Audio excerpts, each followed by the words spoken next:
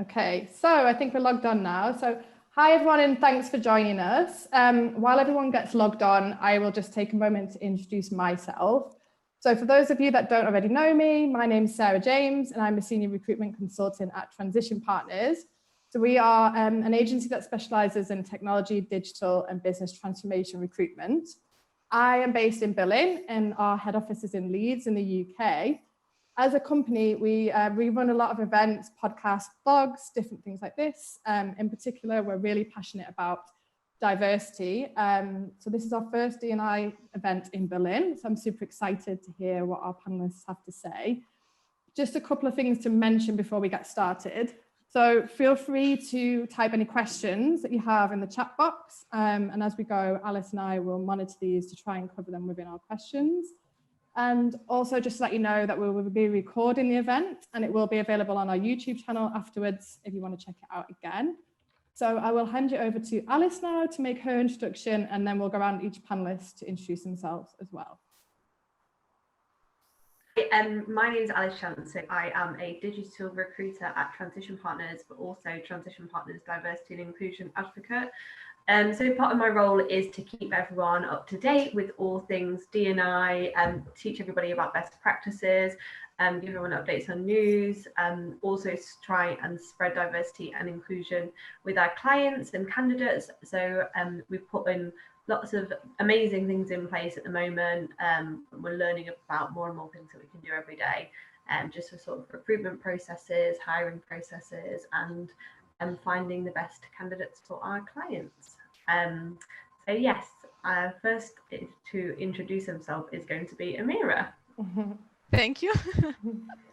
So I would like first to talk about the company I'm working for, which is Doctolib. And Doctolib is like a booking management system giving easy access for patients to search for doctors and in the region and the language that they want to speak to, as well as also optimizing like the doctor's time to give the best like service and to their patients and the quality time to their patients. About myself, I am leading the tech and product talent acquisition team in the Berlin Tech Center. Originally, I'm an engineer as well, but shifted my career so early into tech recruiting. It was by coincidence, actually. So it chose me, I didn't choose it. And then it became my passion, like both business and tech recruiting. But for the recent year, I've been very, very focused on tech. Perfect. Oh. Dana next. Okay, yeah, me next, yeah. I also going to start with the company that I work for. This is Base Esports.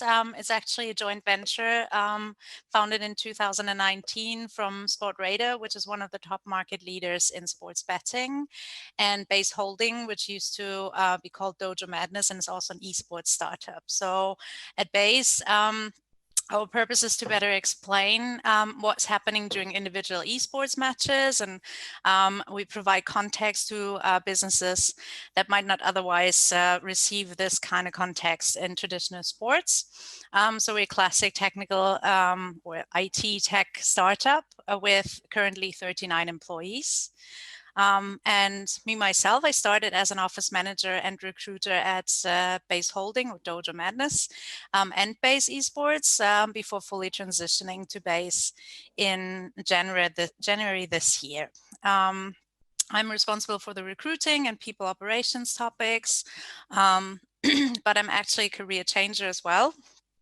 I have a background in hospitality, so it was really interesting for me to see how a business that I didn't even know existed before I started Dojo Madness in 2018, how this makes it possible through its flexibility and constant growing to let people from very, very diverse backgrounds smoothly integrate and onboard. I'm still learning new things every day, but I had the pleasure to take a vivid part in creating the recruitment and people operations processes. So that's why there are a lot of interesting things that I think we can talk about today. Thanks, Dana. Gretel next, I think. Thank you. So then I'm going to start also presenting the company I'm working for. Yeah, I work for Comtravo. We are a tech company founded in 2015. We are building an end-to-end solution that radically simplifies the process of booking and managing business trips and automating manual processes. Our platform allows small and medium-sized companies to manage their entire travel management. For that, we use different technologies. One of them is natural language processing to automatically process text messages.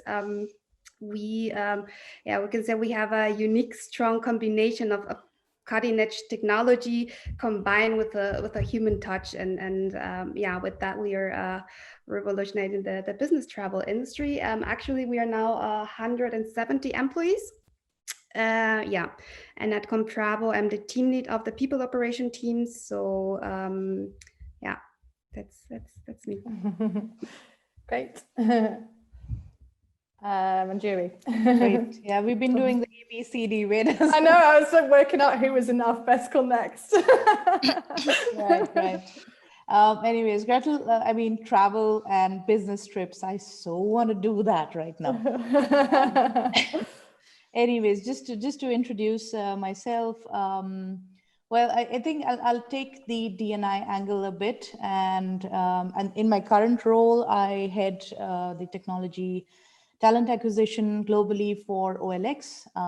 What is OLX? It's a classifieds platform. It's like eBay Kleinanzeigen, or you can compare it to the Facebook Marketplace, etc. This is primarily, our markets are the emerging countries. We are overall 7,500 people, if I include the feet on street employees as well, who are mostly contractors. Then we are around 9,000 people around the world.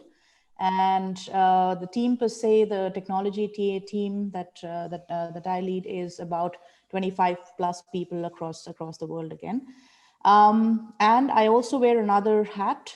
So we have something called as a D&I council within the organization, which is where you have different people from different departments, not just HR, wearing D&I hats. And as a part of that, I head the higher work stream for D&I for OLX globally. OLX is a part of the overall Naspers Prosus group, which is one of the largest internet investment companies in the world. And before this, the D&I angle that I mentioned is my interface with diversity, inclusion, and belonging. Nes rather was started when I was working with Accenture way back, started with 2012. I was still in India and I moved to Europe in 2014. The journey continued with Zalando, where I spent about close to 5 years, and again was really active with the D&I guilds and hiring, especially because tech is definitely an area where we need to focus. And of course, the journey continued with OLX. So yeah, and I'm based in Berlin. I'm a happy Berliner and itching to travel. So. Thanks, Manjuri. And last but not least, Romy. Yeah, hi everyone. Thanks for having me tonight. I'm the VP People of Tier Mobility. That is the European micromobility leader. And we are here to, we say, change mobility for good. So we really want to change how people move in cities and do that in a more sustainable way now and in the future even more. We think a lot also very broadly about these topics as an organization and are very passionate about it. The organization is currently in core, roughly 500 people across more than 10 countries, obviously from all different parts of the world. And me, myself, I'm also based in Berlin. And I love it here too, especially also due to the diversity on the streets that we usually have. And my background is in corporate and startups, like equally spread across my whole work experience. And in the corporate world, I was responsible to build the D&I function for Vattenfall, a very traditional, like old school energy business. And we put a lot of focus on gender diversity at that point of time. It was a long time ago, but the topics, it's very interesting to see, are still the same. Great, thank you. I think Alice was going to kick off with the first question. Yes, I was. I've actually just started working, doing more recruitment, and I'm actually surprised at, well, not surprised, but taken aback about how diverse the city is. You know, everyone I speak to is from somewhere different, and it's so amazing, especially compared to Leeds. I just speak to you from Yorkshire. So our first question is, what does diversity and inclusion mean to you? I know everyone sort of has their own different take on this, whether it's through personal experience or whether how you see it sort of in the workplace. And what value do you actually think diversity brings to businesses? So I don't know who would like to start with that question. I think if I just, you know, and don't worry, I'm not going to be the only person talking. No, don't worry. I think people will be happy Someone that you needs to start. Yeah. If I don't shut up, please ask me to shut up. No offense taken. It's an excellent question, Alice. And I think what you just mentioned between Berlin and Leeds, I will lean on that responding to this. Diversity in a lot of circumstances could also happen by accident, right? And when I say accident, well, when you ramp up a tech team, and especially in a country like Germany, where you have technology, where you can get work permits and blue cards, etc., which has been, thankfully, the government is really supportive of that, and it is easier to hire internationally, and you get that mobility, right? So you do have that diversity coming in. So you're scaling up. You literally have, and that's also one of the reasons why we see so much diversity in Berlin and why I love Berlin as well. You hear so many different languages. But that's the beginning. So when I say by accident, that means it's a part of your hiring, right? So you've hired and actually brought in that many people. Now the next step is, if I just look at myself, if I have a team with 6 and 7 different nationalities, just as an example, if I take this, then the next step is for me as a manager also to be inclusive, right? And this becomes very important. That diversity could be because of various reasons, because we are in a multicultural city, or we are in an industry where we get talent from a lot of different backgrounds.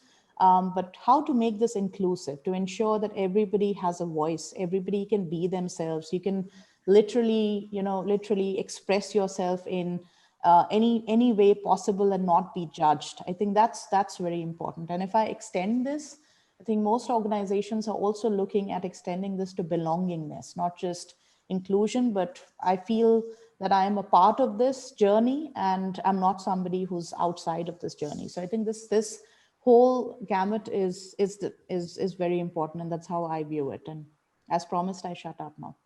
I think belonging definitely is so important. You can have like you said, a multicultural team, but having people that actually feel included and part of it is huge. I agree with Manjuri when you said now that it could happen by accident, because it's the nature of the market.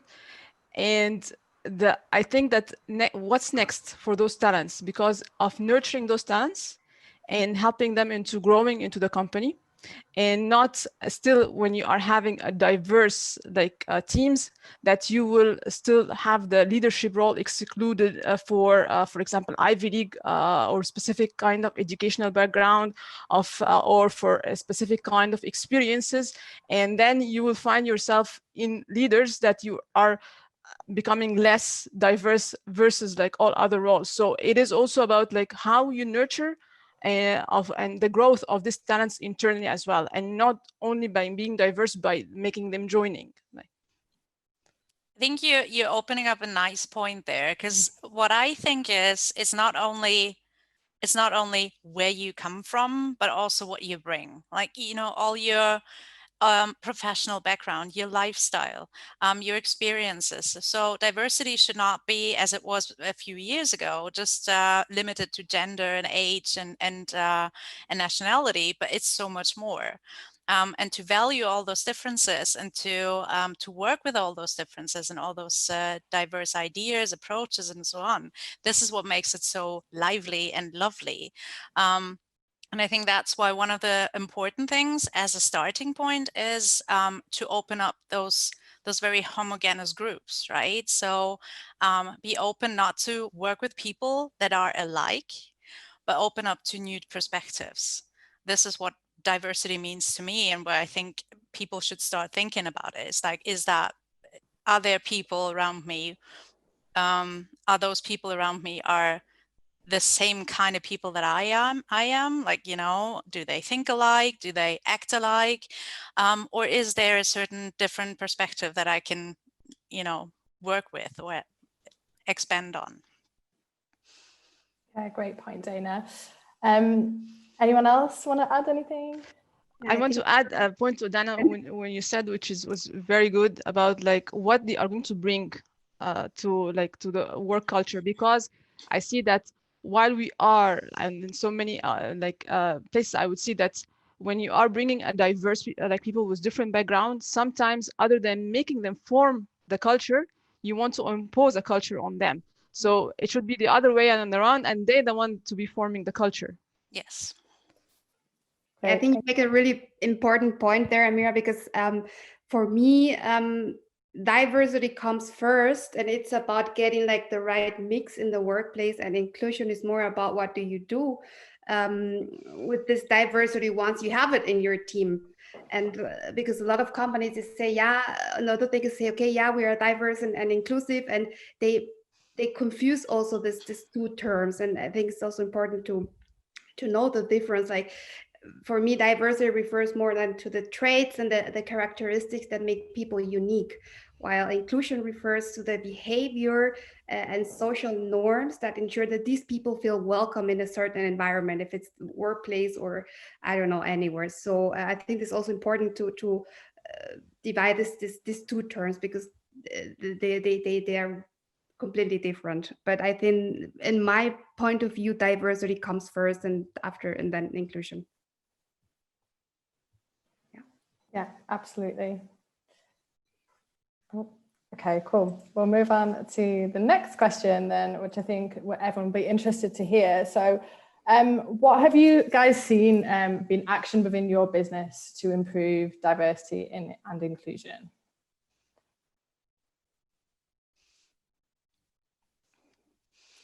Well, I can mention one thing.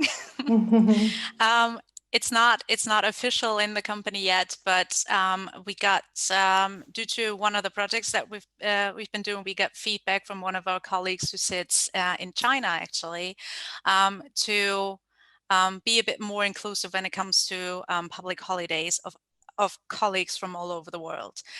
So we are planning on announcing a base worldwide holiday calendar, not only to show off who is probably busy on that day or won't be really fit for the next day or something like that, but also as a chance maybe to have small events themed upon those holidays to make them feel more included. Because once you are, I mean, a lot of them are in Germany, but once you are in Germany, it's all about the German public holidays, right? Everybody knows them. Everybody's like getting off days and stuff like that. But it's so much nicer to know, it's like, hey, there is Indian Diwali happening, or was happening a few days ago, or there's Chinese New Year's, which is a great opportunity to engage with your colleagues as well and ask them, like, hey, what kind of traditions do you have and stuff like that. So this is something that we are planning on doing to make it a bit more inclusive, I think.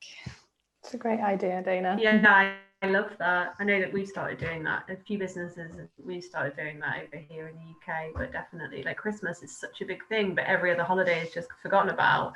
Exactly. Yeah, it's not very inclusive. It's also fun. Just Dana, to your point, I remember when I'd started in Zalando, I think like 6 years ago now.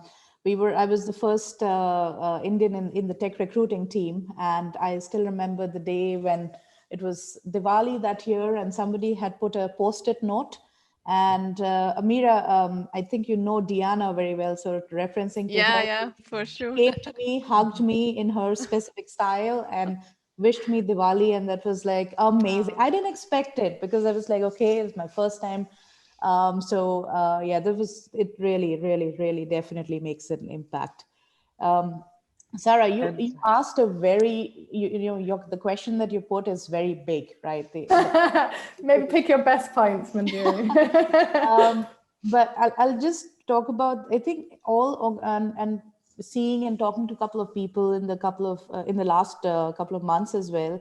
It depends on where your organization is also in the maturity, right? So how many people do you have? What kind of spread do you have? Also it depends on practical questions, right? What is the budget spent on the topic itself, right? So a lot of organizations want to do it, or when I say it, and initiatives, D&I initiatives, but somehow during the financial budgeting aspect, there's nobody talking about it. Everybody talks about travel and headcount and everything under the sun, but initiatives around D&I and belongingness.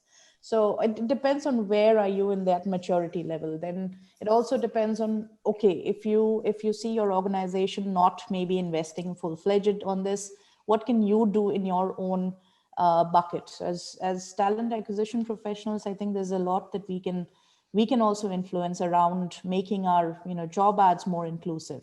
As we see in tech, again, as I said, it's a big question. There are a lot of different types of diversity also to cater to neurodiversity. We talk about gender, binary, non-binary, etc. So even as a big organization like us, we have to be careful while catering to different aspects in different countries, since we also work in the Middle East and markets in the Middle East as well. So we have to respect law of the land. But as a recruiter, there's small things that you can do. If we want to say increase gender diversity, then looking at job descriptions, ensuring that they are neutrally worded, whether you spend on things like Textio or not. You can also use freeware to do the same thing. Spending that time with your hiring manager to sensitize have that discussion, or really even discussing this aspect. If you have unconscious bias training support and that funding, awesome, right? Every interviewer goes through it. But if you don't, how do you sensitize your team members as well? Looking at the obstacles in the hiring process, right? Sometimes you're looking at 16 things that are demanded. If you look at 16 things, of course, you would find women not mentioning 16 things on their resume, and that's where you need to make your hiring manager aware that, hey, if you look at this, you're going to ensure that a chunk of the population, they may not even apply. So all these smaller things that a recruiter can do within their own bucket is also things that can be targeted. And then you have all these bigger topics of how do we approach D&I? Should we have a D&I office, or should we do it together with other departments, and where should we sponsor this from, etc. comes into the picture.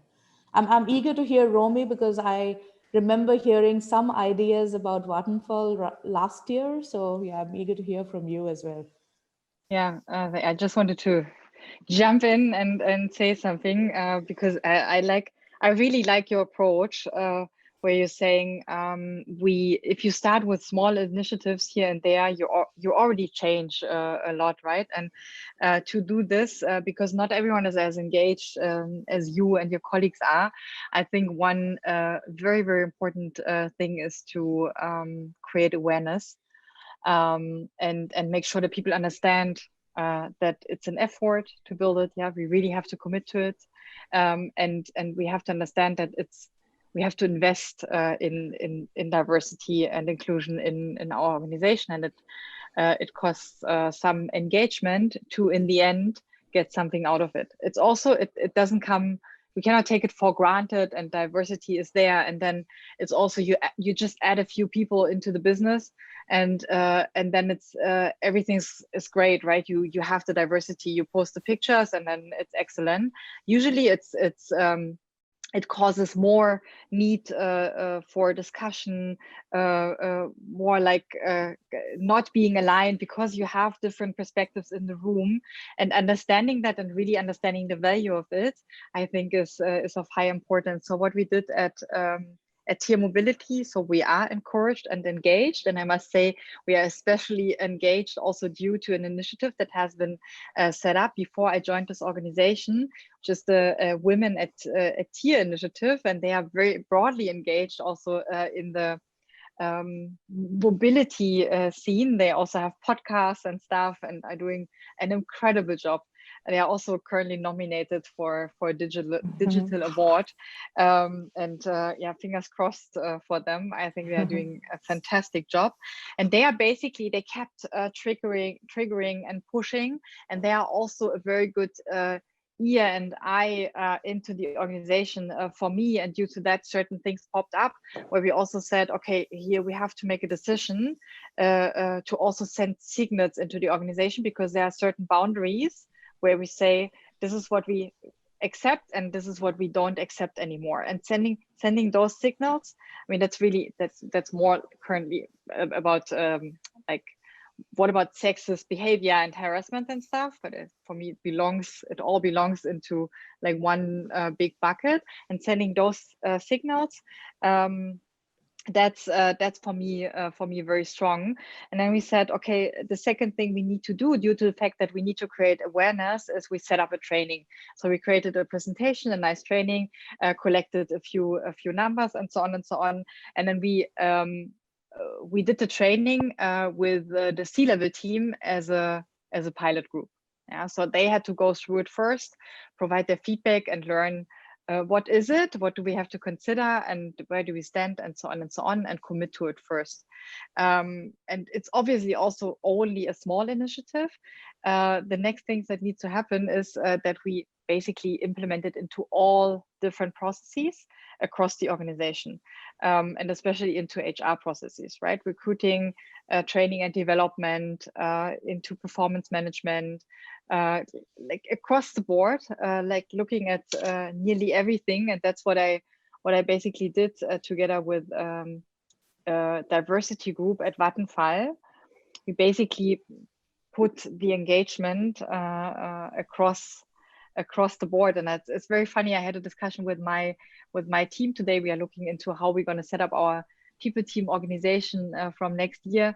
And two of my team members said, yeah, I don't think we need a diversity function, because we have to do it like across the board. Like everyone has to do diversity, right? Talent acquisition, talent development, and so on and so on. I said, what we shouldn't do is underestimating the effort and the work that it takes to continuously drive it and push for it, and keeping under control that these initiatives are followed up, right? Because it's a business topic, and it's a big business topic. And if you want to do it right, you rather put a mandate on it.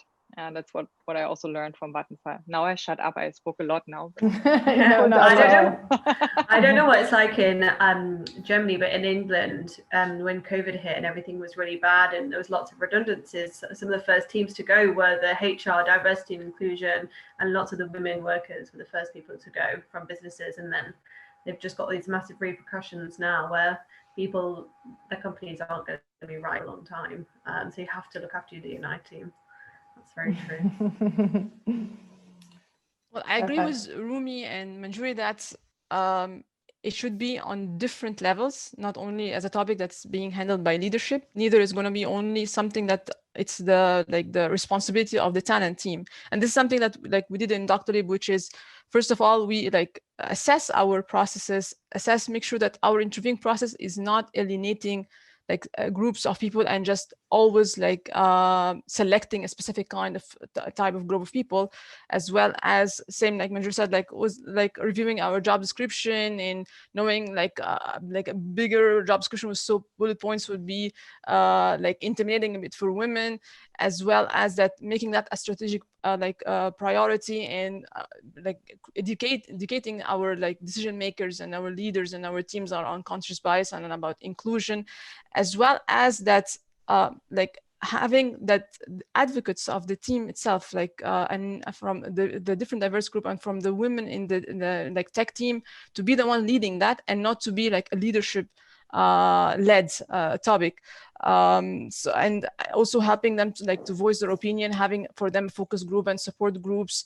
And there are things that like it's about also the continuity of the process, like having the right representation, for example, in the interviewing panels, and as well as, okay, and after they join, how like an onboarding process will look like, that will be an inclusive, and as well as how to ask for a promotion. Like we train them on, and because women, that are quite underprivileged in the part of how to ask for a raise, how to ask for a promotion. So all these topics, that is very critical for the women growth as well in the organization and their development. And this is like things that we were giving a lot of attention also at Doctolib. Would just like to add one quick thing. I think this shouldn't only be an internal thing, but also like putting it out in the open, through employer branding, through the job ads. You could just basically have that awareness out there. People see, oh, this is a company that cares about diversity and inclusion. This is something I'm looking for. So this could be a good match. Yeah, absolutely. I think a lot of people really don't want to work anymore for companies that are not engaged in this topic, right? I get a lot of questions around what are your diversity initiatives, what are your values, what is your purpose? I think it's nice to see that it's moving much more towards that direction. Yeah. And also companies that are not authentic about it, Romy, to your point, and then as well, because people really don't want to work for companies where on the career website you have stock pictures, and when you have your interviews, like, I was interviewed by 6 white men. Yes. Where are these pictures coming from then? Yeah. Like a group of women laughing with books or something. Yeah. Cocktail in their hand. Yeah, it's ridiculous. So many websites in the UK particularly, but you see these stock pictures, and then you go on the About Me, and all the board members and directors are just old white men. I'm like, yes, this isn't with real. Glasses. With glasses, Yeah. for some weird reason. Yeah. For example, when you are having a woman going through a tech interviews, and usually that's could be a nerve thing for the woman to going through a technical interviews, and to having another woman will be showing empathy to her, other than usually men could be very serious and stern in the interviews and not making the interview light. So this is something very important. Or for example, someone with an accent, I am with an accent. If I see someone also having an accent in the interview and giving me time to talk and understanding me without feeling frustrated because they don't understand me, this is all very important aspects. Yeah, definitely. Absolutely. Cool. So I'm going to move on to our next question. So when companies are scaling up, it can obviously be quite difficult to sort of prioritize diversity. How have you ensured that this is a focus within your companies? I really love this question so much. Because when you are in that's good. Because when you are in scaling mode, you always want to get the best, the ready-made talents, the people that will go and that's turn on the ignition key. And in that kind of a way also, that you might see yourself drifting away from diversity and focusing only on the best. And you know that usually the best, you're going to get them in specific backgrounds, specific universities, and that's why it is very important that when you are from the beginning building the processes, that to make sure that you are not really measuring something else other than competencies, and as well as that, okay, that you want to still to be reflecting your values, to make sure that this is reflecting your values, but also still would be accepting of people could be with different values, but you know that this is going to be something that they will bring a lot of qualities that will enrich the talent in your team, as well as that to while you're always looking for in that kind of mode, looking for the superstars, why not look also for the prominent young stars that will be a superstar in a year, and not only thinking of them to be, I want just the best now in everything. Mm-hmm. Yeah, I agree with Amira. Sorry, Romy, would you like to go first? Yeah, thank you so much. I 100% agree to Amira. I think the strongest is a very short one. You have to make a conscious decision And then you have to understand that it might take you a little bit longer to find the ideal candidate and not pick the first super amazing talent, but a conscious decision to say, like, this is the team, how it looks like right now. What other perspective do I need to bring in? And then really like targeted search for it, and putting the effort there and really making the decision. I think that's helpful. We've done that several times and we're successful also. Right. Everyone jumped in at once there and there was silence. Yeah, everyone does have this question. Go ahead. I do agree with Amira and Romy, absolutely. I just wanted to add that for us at Base, it's super important to stay transparent, even in the hiring process. And that's why we can also openly say that we're still on our way to find the right way, basically experimenting on the go.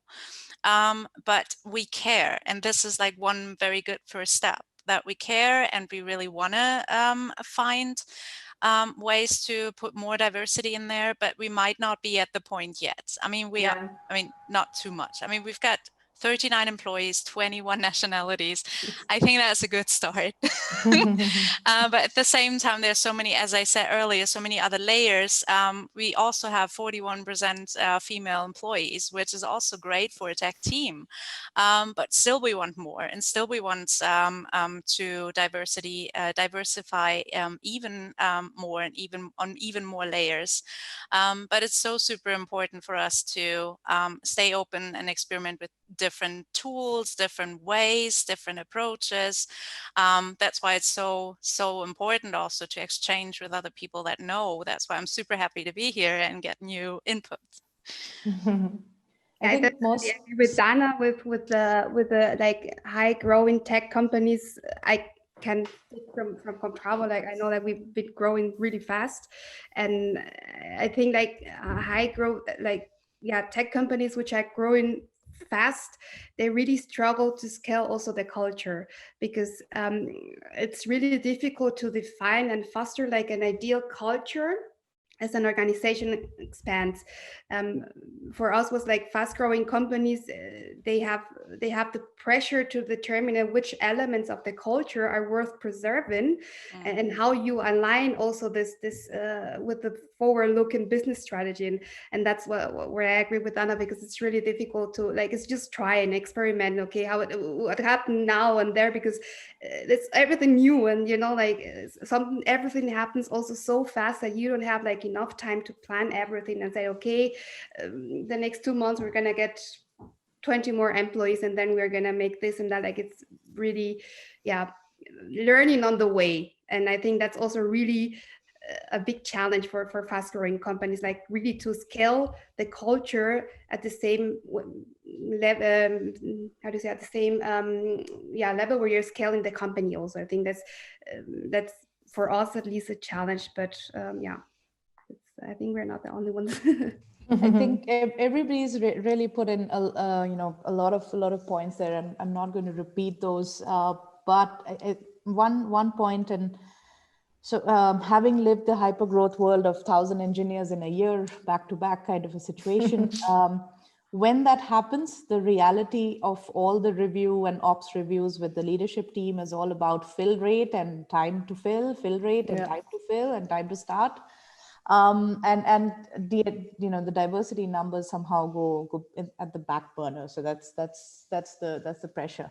But one of the things that could really work, and there is no right or wrong, depends on the environment, depends on the organization, etc. But things that could work and have shown potential for sure is putting in systems and processes, like Amira said, on aspects of sourcing. So we do tend to focus a lot on employee referrals when we have a ramp up going on or a hyperscale going on.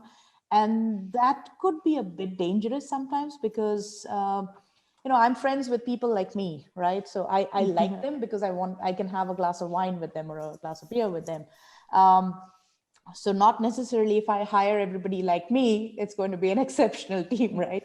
So that's to be careful when we are sourcing. I think that's also under the control of the talent attraction and acquisition team. Ensure that you have those sourcing jams where you can concentrate on diverse factors. We are looking at, okay, women, we're looking at LGBTQ, we're looking at neurodiverse candidates, or we are looking at different nationalities, etc. So ensure that those sourcing jams are pushed in so you can plug in some reach outs there.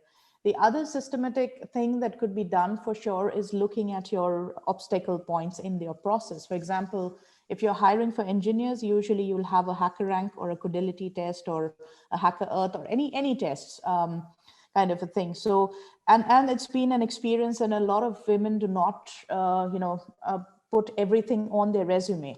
So if you can figure out, and a lot of companies do not ask for the gender right away or something like that, that's fine. If you can kind of detect that, okay, that's maybe a woman CV or something, then even if that doesn't cross all the barrier, tick all the boxes, you can still put that person through your test.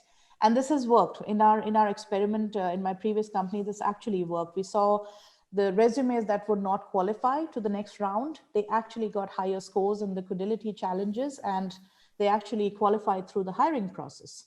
So this is just one example of reducing that obstacle. Ensuring that your interview panel, we joked about it earlier as well, interview panel is diverse. Ensuring that your interviewers are trained in this competency-based interview, Amira, that you mentioned. And finally, the final decision-making where you sit and decide the compensation. This decision is not just the hiring manager. This decision should be either a feedback pool, whether you do it the Amazon way of bar raiser or you do it the Google way of hiring committee, but it should not be one person taking that final call. And there should be a voice in the room, whether it is the TA partner or the HRBP does it, or you have somebody as a part of the committee itself who calls people back on the bias aspect, also ensuring that, all right, so this person asked for this comp, and maybe this person is coming from another country or maybe doesn't negotiate well, whereas the other person has asked for 3,000 euros more, right? Where is the parity? Parity should be your compensation bands and not the parity of who can negotiate more, right? So that's another systematic thing that could be driven into the process. Again, it depends on the size of the company, depends on the maturity, but these are the small ... things that can be put into the process to ensure that the whole conversation is not only about time to fill and time to hire and the fill rate overall.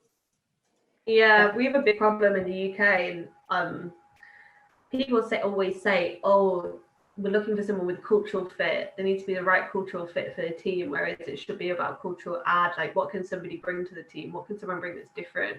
So you just create like an echo chamber of the same people, whether they're male or female or whatever. But they've all got one opinion. It sounds like a pretty boring team. Absolutely. That kind of leads on nicely to the next question as well. So what have you experienced within the Berlin kind of tech scene, or within your companies or previous companies, that you think are the biggest issues with diversity and inclusion? Yeah, we definitely don't have much of a problem with internationality. Very obvious, right? People want to come to Berlin. It's nice, it's exciting. Everyone speaks English, no problem at all. We don't have much age diversity, I think, in the startup scene. So it's probably not too accepted to bring someone in who is 50, 55, right? It's probably part of the challenge is obviously that they mostly are more experienced, so want to earn more than someone who's coming fresh from university.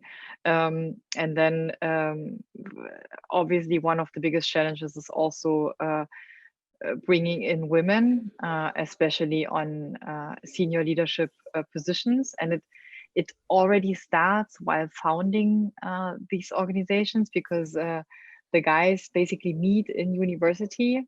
They have an idea, they grab their buddies, they're going to set it up, and you can, like, literally across the board, you can look at it. It's usually 2, 3, or even 5 young male founders, right? And there's just like right from the beginning, the scene is set and there's no space for women to enter it. For this, they would need to be well educated and understand how much diversity would bring to the table, and say, like, with full consciousness, okay, you know what? We are a great team, but these are the like C-level competencies that are missing, and we're going to bring that in with someone who is very different and who's probably a woman, for example, yeah, or yeah, just is different basically. Yeah, but I mean, gender is yeah, it's everywhere. What I have noticed personally, like Manjuri said that already, that usually women would have a very, I would say, brief CV. And when you talk to them, you see that, wow, you have an amazing experience. Where that has been? Why didn't you write all that? And the thing is that the other right thing that you said as well, that you usually don't apply. Because when they see a very big job, long job description, they feel, I don't fit all this, and they don't apply. And this is the thing that what I have learned and what we have been doing at Doctolib, that you have to go and reach out for them, and reach out to them also with the right message, and personal one, because we usually, women, very, very sensitive to cliches. So we want like a personal touch in the way that you approach us. Either it could be in like social media, or it could be in person in a talk or a meetup or something like that. And also you be the advocate of of this talent. When you are you as the recruiter believe in the person and the talent that you are presenting, and talking about their potentials, other than how many years do they have and which coding language do they do, like talk about their potential and what kind of value can to bring to the team. And this is like something that we have been taking, and when we go and approach those talents, and we coach them into, and also sometimes you need to coach them as well how to present themselves and how to talk about themselves, because we women are less talker about our experience versus men, where they really polish their experience. So this is things that I have noticed, that we have to go out there, help them, coach them, be their advocate in the whole process. Yeah, I definitely agree with that. I think what I have seen now, like a gender imbalance is an issue overall in the tech environment. But I will also say, like, fast growing environments, like tech environments growing so fast, and when companies are scaling, it could be difficult to prioritize diversity. Like mostly the focus on growing is on growing fast and making more revenue, and they really don't take the time to analyze what kind of team they really have. And I think in general, the society and also the leadership in companies need to realize quite often that the structural issues and problems from tech companies lacking diverse talent is that they are not conscious on how homogeneous their teams actually are. Like they want to, for example, in sales, they want to have someone who is like strong and can talk good to customers, and they are really, like in our company, for example, if you compare the sales team with the tech team, you have completely two different cultures, and sometimes you just hire and hire and hire and hire, and at the end you just take 5 minutes to look at your team and you say they're all the same. Now, like they're just focusing in other things, and I think that's also a problem. Like the tech environment is growing so fast that they totally lost diversity from focus. And then so I think like taking some time to analyze the team and which kind of person I have, which I think that, but I think that has also a lot to do with unconscious bias. It's sometimes it's also like you don't make it like, okay, I just want to have this person's son. It's I don't know, it's sometimes it's really difficult to not do it like consciously. Absolutely. It's interesting, Gretel, what you mentioned, and also what Romy mentioned. I think we definitely in Berlin have an issue with the gender imbalance, and especially at leadership positions. And when I see leadership positions, they're not just tech. You would definitely have, maybe the legal counsel who is at a SVP level, or on the board, the legal counsel may be a woman, but Max would be, maybe the HR representative would be a woman, the CHRO would be a woman, but everything else, why? And this is a perception. Gretel, you mentioned this, right? The asking for strong. Why is it that this is confused? If you have a tall, lanky man, that is strong. And if you have maybe an empathetic woman, then you're not strong. Would you have to really be the capital B in the room to be portrayed strong? So this definitely is a problem. And I think for TA professionals or HR professionals, it's also good that we acknowledge this problem. It is a problem. We see this. It's not that we've not discussed this earlier or this conversation has not happened. We've seen blogs and posts and so on and so forth also around product leadership, engineering leadership, and this is a startup scene, right? If we talk about London, we talk about Amsterdam, and then in the same breath, we're talking about Berlin. So we can't afford to be always with this portrayal, like Romy, you mentioned, they're always those three white boys, again, no offense, but three white boys out of school, and they decided to do something cool, and they're the ones who are doing cool things forever. And there's no way to enter that party or have a stake in that party. So that is definitely a Berlin problem as such.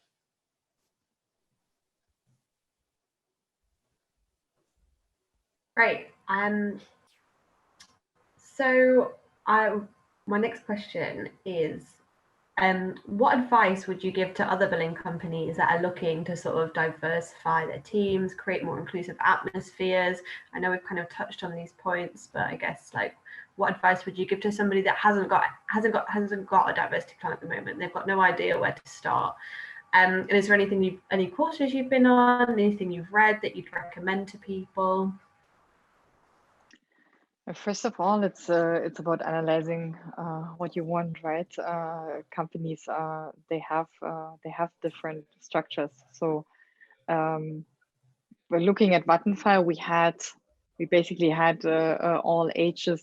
We were a little bit old, yeah. So we had to bring in fresh young blood. Our biggest issue was with we're not international, not too much, mainly German, like white population.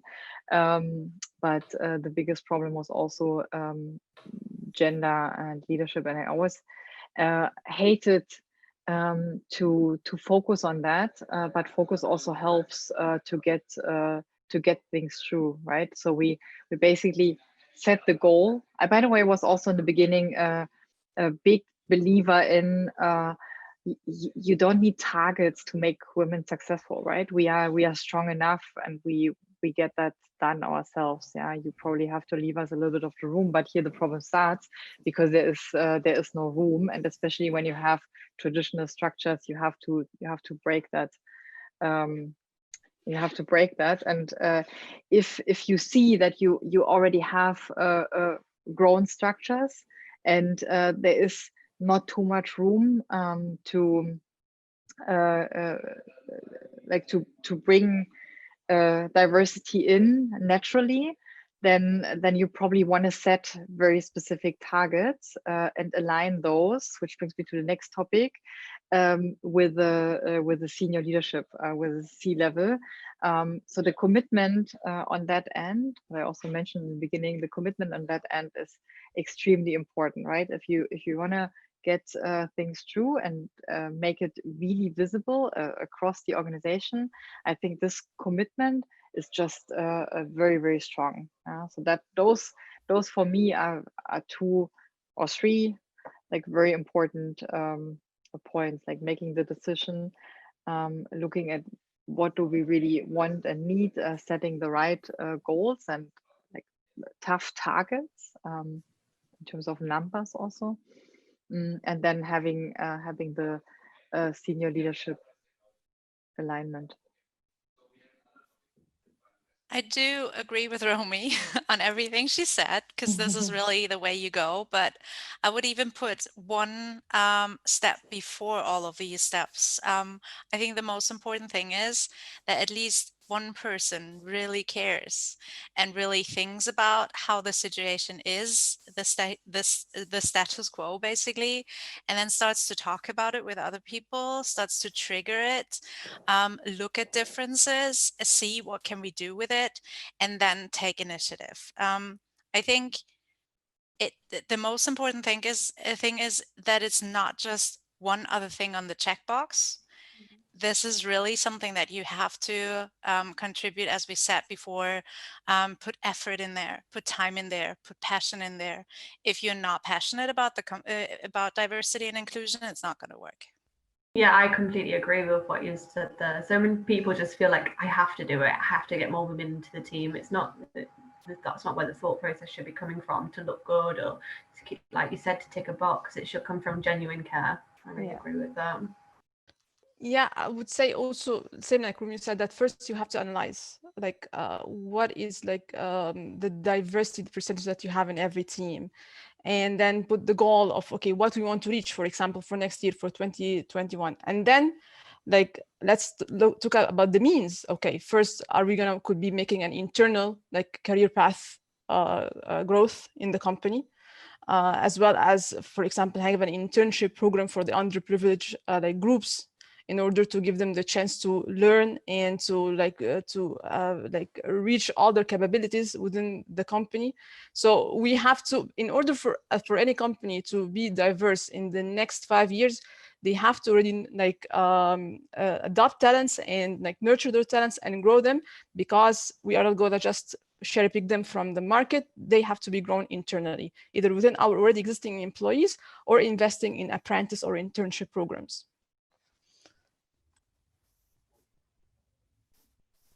Yeah, absolutely. I think everybody said everything. Just one topic around maintain the awareness, support the dialogue, creating a dialogue. I think dialogue should have started long ago. This is not the time to start the dialogue, but yeah, if it's not there, then do start the dialogue. But also to support dialogue, for example, employee resource groups. These are very big, they can really fuel D&I topics, also demanding the sponsorship from leadership, etc. So ERGs can be really, really helpful. So that's the awareness and dialogue bit that should continue. Absolutely. Just to say one thing, like I think like nowadays, like you already have seen everything, but I think like diversity and inclusion has become like more like a fundamental human need to be accepted and supported and valued. And I think it's definitely something should not be underestimated in any company, because the employees are at the heart of the company, and every employee has a different characteristic and skill, and that should definitely be appreciated and celebrated in every company. So I think if companies, they haven't started talking about diversity and inclusion, they should do it, because I think today it's really hard to survive if like diversity and inclusion make a company competitive. And if they don't start with their diversity and inclusion policies or putting that like focus in the company, I think it's really hard to survive in the long term. Yeah. One more thing. Please go ahead. Because that's a very good point. It's understanding the business impact at that 50% of the world population are women, and to tackle these as customers, especially when you're B2C, right? It's such a waste if you don't focus on them, and it's very funny if you have only men trying to figure out what this target group wants, right? So I think that's a incredibly important aspect. Yeah, making sure that we also understand the business impact that it has for our organization, because that's part of the purpose of why we're doing it too.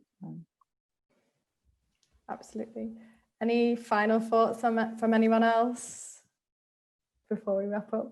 Because I think we're about just on time, which is good timing. So I'll just go take a point to say thanks for everyone, to all the panelists for your input. It's been really great. I know I've personally learned a lot, and I hope the listeners have as well. I've really enjoyed it, and thanks for taking the time to offer your advice as well. Thank you. It was lovely meeting everyone. Hope Yeah, to see you in Thank person. you, everyone. Oh, it's been so great talking to everyone. Yes. Thank you.